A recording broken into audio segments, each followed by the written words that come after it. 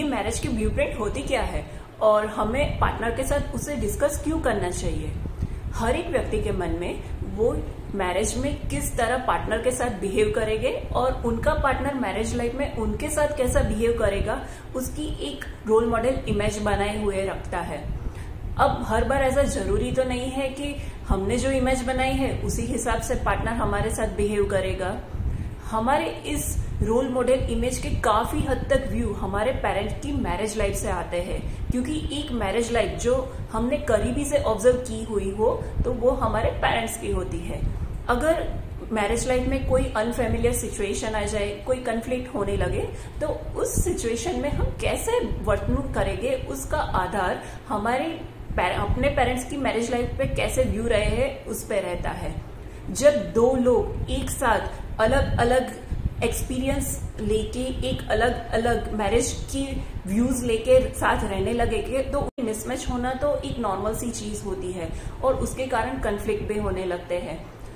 Arrange marriage में ये blueprint discuss करने से फ्यूचर मैरिज की लाइफ कैसी होगी उसका एक प्रेडिक्शन मिल जाता है।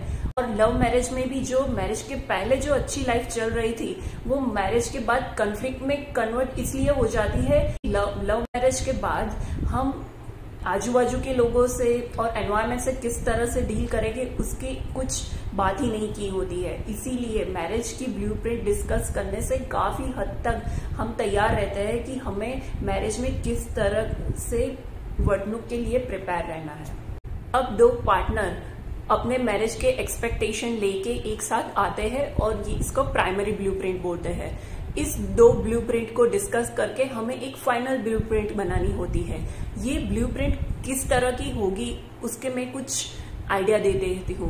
ऐसा जरूरी नहीं है कि आपकी दो ब्लूप्रिंट मैच नहीं हो रही है, इसका मीनिंग आप इनकम्पेटिबल हो। इसका मीनिंग ये है कि आप दोनों अलग अलग बैकग्राउंड से आते हो और अगर ये काफी मिसमैच हो रही है तो इसका मीनिंग ये है कि आपको फाइनल ब्लूप्रिंट तक पहुंचने के लिए काफी मेहनत करनी पड़ेगी।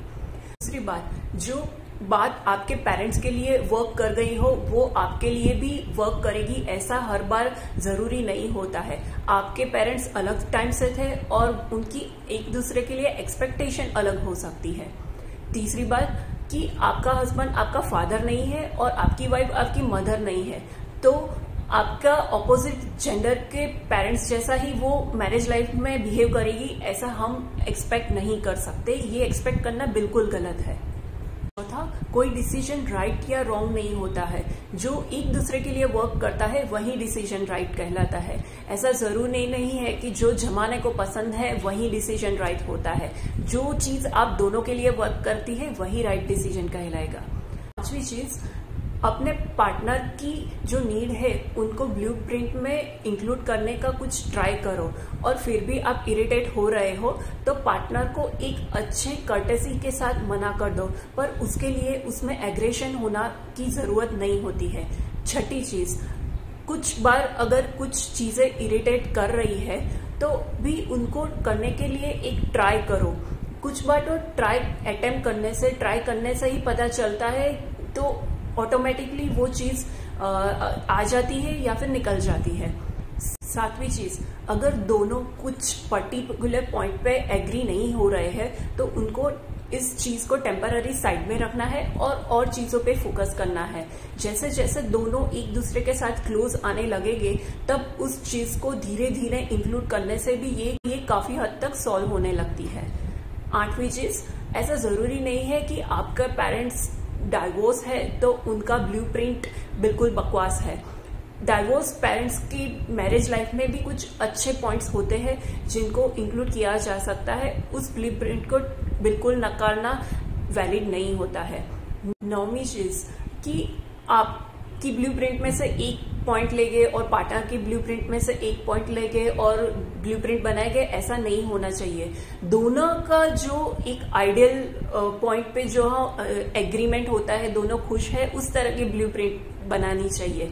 ऐसा जरूरी नहीं कि आपने जिस तरह से आपकी प्राइमरी ब्लूप्रिंट थी और ये फाइनल ब्लूप्रिंट बन रही है उसमें मैच ही होगा। उसमें काफी हद तक डिफरेंसेस आपको देखने मिलेंगे।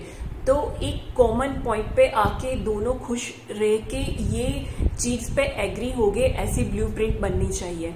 और एक बार ब्लूप्रिंट बने तो ये फिक्स और फाइनल ही रहेगी ऐसा भी नहीं होता।